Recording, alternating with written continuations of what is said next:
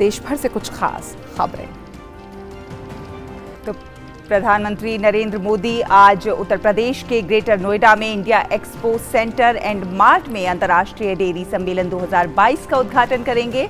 15 सितंबर तक चलने वाले इस अंतर्राष्ट्रीय सम्मेलन में तकरीबन 50 देशों के करीब 1500 प्रतिभागी भाग ले रहे हैं।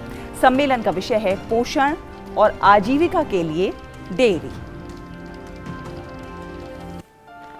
भारत सरकार देश में डेयरी सेक्टर को बढ़ावा देने के लिए काम कर रही है। इसी क्रम में 12 से 15 सितंबर तक ग्रेटर नोएडा में IDF विश्व डेयरी सम्मेलन 2022 का आयोजन होने जा रहा है। प्रधानमंत्री नरेंद्र मोदी इस सम्मेलन का उद्घाटन करेंगे।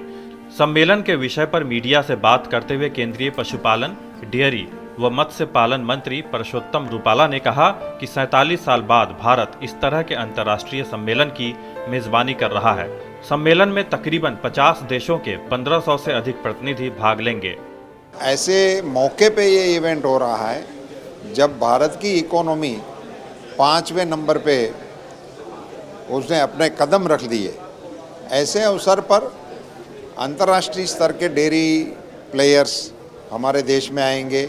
हमारे देश के डेयरी पे एंटरप्रेन्योर्स उनके साथ मिलेंगे, बैठेंगे और बहुत सारे डिस्कशन सेशन भी हो रहे हैं। इस अवसर पर मीडिया से बात करते हुए अंतर्राष्ट्रीय डेयरी फेडरेशन के अध्यक्ष पेर क्रिस्टियानो ब्राजले और महानिदेशक कैरोलिन एमोंड ने भारत के डेयरी सेक्टर में सहकारिता मॉडल की सराहना करते हुए इसे बड़ा बाजार बताया। India has a huge potential of growth, so for this reason all is interesting here, all is interesting, and why we are here, because we want to share our knowledge to help the dairy sector to grow more. IDF World Dairy Summit is happy to be in India because as a very important dairy producer, and I always say that dairy is part of the heart of India. It's been an engine for the development of the country. इस अंतर्राष्ट्रीय सम्मेलन में भाग लेने आए dairy क्षेत्र के stake holders ने इसे तकनीकी नवाचार और वैश्विक बाजार के लिहाज से काफी महत्वपूर्ण बताया। ये एक बहुत बड़ा प्लेटफॉर्म मिला है और हमारे जैसी कंपनियां विशेषकर जो कि किसानों द्वारा बनाई गई हैं, किसानों द्वारा संचालित हैं, इन कंपनियों के लिए बहुत बड़ा मौका है अंतर्राष्ट्रीय परिदृश्य और अंतर्राष्ट्रीय प्लेटफॉर्म पे अपने आप को दिखाने का। हम कोऑपरेटिव के साथ कंधे से कंधा मिला के आगे चल रहे हैं और अच्छा काम कर रहे हैं। तो ये जो मौका हम लोगों को मिला है, हमारे फार्मर्स को मिला है, ये अपने आप में एक बहुत बड़ा मौका है और उसी में 4 चांद लग जाते हैं जब PM मोदी जी इस परिदृश्य में और आ जाते हैं हमारे साथ। ज़्यादातर लोगों को प्रोडक्ट्स कैसे काम करते हैं और इसका कितना फ़ायदा उठा सकते हैं लोग, ये देख सकते हैं, क्योंकि ये जो ब्रांड्स है वो सारे इंटरनेशनल ब्रांड्स है। हमारा जो ब्रांड है वो दुनिया के कम से कम 85% दूध इस पे टेस्ट किया जाता है। इंडिया में दूध का जो है ज़्यादा है वर्ल्ड प्रोडक्शन के हिसाब से कंपेयर किया तो रिटेल मार्केट में हम ज़्यादा के ज़्यादा कंज्यूमर्स को पहुंचाने के लिए हमारा ये प्लेटफॉर्म से उम्मीद करते हैं। गौरतलब है कि भारत 47 साल बाद इस बार विश्व डेयरी सम्मेलन की मेजबानी कर रहा है। इससे पहले आखिरी बार 1974 में देश ने अंतर्राष्ट्रीय डेयरी कांग्रेस की मेजबानी की थी। उत्तर प्रदेश के ग्रेटर नोएडा में सोमवार को प्रधानमंत्री Narendra Modi international dairy federation dairy summit 2022 का उद्घाटन करेंगे। पोषण और आजीविका के लिए डेयरी की महत्ता को रेखांकित इस थीम पे आधारित इस अंतर्राष्ट्रीय कॉन्फ्रेंस में 50 देशों के तकरीबन 1500 से भी अधिक डेलीगेट भाग ले रहे हैं। निश्चित तौर पर इस तरह के अंतर्राष्ट्रीय कॉन्फ्रेंस होने से एक और जहां भारत के डेयरी हितधारकों को न केवल अंतर्राष्ट्रीय डेयरी से जुड़ी तकनीक को समझने और जानने का अवसर मिलेगा, वहीं अंतर्राष्ट्रीय स्तर पर भारत के सहकारिता मॉडल को वैश्विक स्तर पर प्रतिस्थापित करने का महत्वपूर्ण काम भी होगा। उत्तर प्रदेश के ग्रेटर नोएडा से मेरे सहयोगी अनुज यादव और कैमरामैन SP दुबे व कमलेश के साथ में OP यादव, DD न्यूज के लिए।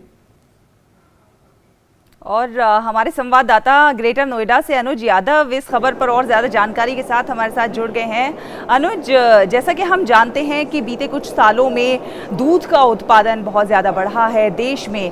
अब ये जो इतना बड़ा 50 देशों के प्रतिभागी इसमें भाग ले रहे हैं, 47 सालों के बाद ये सम्मेलन हो रहा है।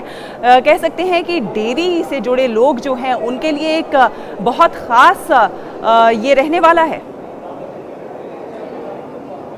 देखिए, बिल्कुल निश्चित तौर पर शैला, ये एक निश्चित तौर पर काफ़ी महत्वपूर्ण, काफ़ी बड़ा सम्मेलन है। और अगर हम अपने देश के लिहाज से देखें तो देश के दूध के क्षेत्र में आत्मनिर्भर बनने की एक बहुत बड़ी कहानी ये अंतर्राष्ट्रीय डेयरी सम्मेलन देश और दुनिया को दिखाएगा।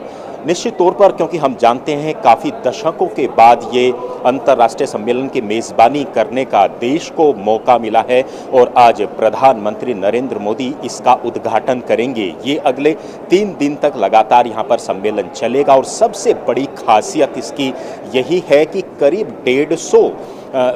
1500 की अगर मैं बात करूं, 1500 प्रतिभागी इसमें हिस्सा लेंगे जो 50 देशों के अलग अलग क्षेत्रों से आएंगे, देशों से आएंगे। और ये वो देश हैं जो दुनिया में दूध के क्षेत्र में एक मुकाम हासिल कर चुके हैं।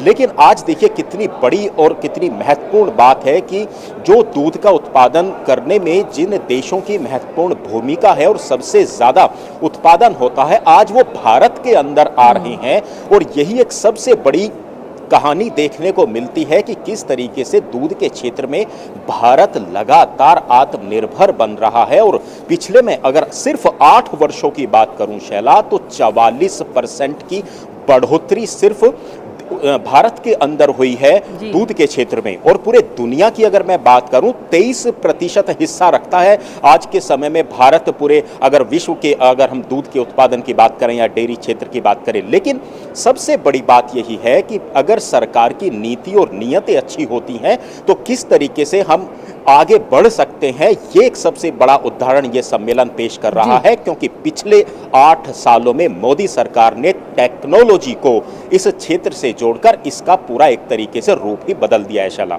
बिल्कुल, और मैं आपके पीछे तस्वीरें देख पा रही हूँ अनुज, अमूल से जुड़ी तस्वीरें। और हम जानते हैं श्वेत क्रांति के जनक कुरियन साहब जो होंगे वो कहीं ना कहीं बहुत खुश हो रहे होंगे आज जिस तरह से भारत आत्मनिर्भर बन गया है दुग्ध क्रांति को लेकर। लेकिन मेरा सवाल आपसे ये है कि जिस तरह का छोटा मॉडल भारत ने चलाया है, जहाँ पर अगर आपके पास दुग्ध के साथ साथ डेयरी फार्मिंग भी है, इस मॉडल का ये जो अनूठा हम कह सकते हैं एग्जाम्पल है, वो भी इस सम्मेलन के माध्यम से इन तमाम देशों के सामने रखा जाएगा ताकि वो इसे अपने देशों में लागू करें और जिस तरह से भारत आत्मनिर्भर बना है वो भी इसमें आत्मनिर्भरता के पथ पर आगे चले। आंचल, आपने बहुत सही सवाल पूछा और हमें इस बात को पूरी दुनिया के सामने रखना होगा। और शायद मुझे लगता है कि सम्मेलन का भी मकसद यही है। और सहकारिता की अगर हम बात करें, आज अगर हमारा डेयरी क्षेत्र इतना आगे लगातार बढ़ रहा है, दूध का उत्पादन लगातार बढ़ रहा है, तो इसमें सहकारिता की एक बहुत बड़ी भूमिका है। मैं अपने कैमरामैन से तस्वीरों के साथ साथ आपको बताऊंगा कि देखिए, आज अगर मैं कुछ दशकों के पहले की बात करूं तो हम अमूल को जानते हैं जो एशिया का सबसे बड़ा मिल्क प्रोड्यूसर है। इसके अलावा हम मदर डेयरी को जानते हैं। पिछले 8 वर्षों के अंदर इस क्षेत्र के अंदर काफ़ी स्टार्टअप शुरू हुए हैं। नंदनी जैसी जो मिल्क प्रोड्यूसर कंपनी है वो यहाँ पर आई है, माही है, IDMC है, KMF है, सहज है। ये वो क्षेत्र हैं। नेस्ले तो बड़ा ब्रांड है।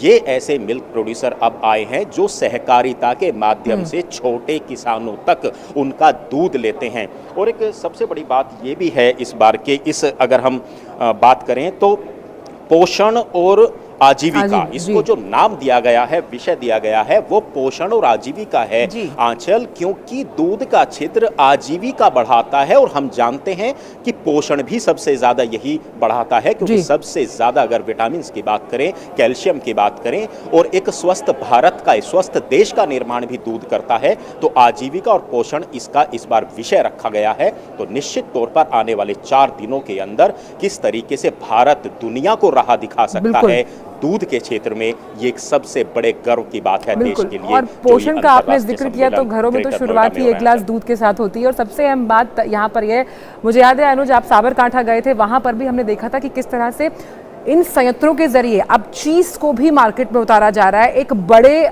हम कह सकते हैं संभावनाओं के क्षेत्र के लिहाज से कि कितना अहम रहेगा ये जो अलाइड सेक्टर्स है डेयरी फार्मिंग से जुड़े हुए, उनका भविष्य भी तय करेगा भारत आने वाले समय में। बहुत बहुत शुक्रिया अनुज, आपसे आगे आज के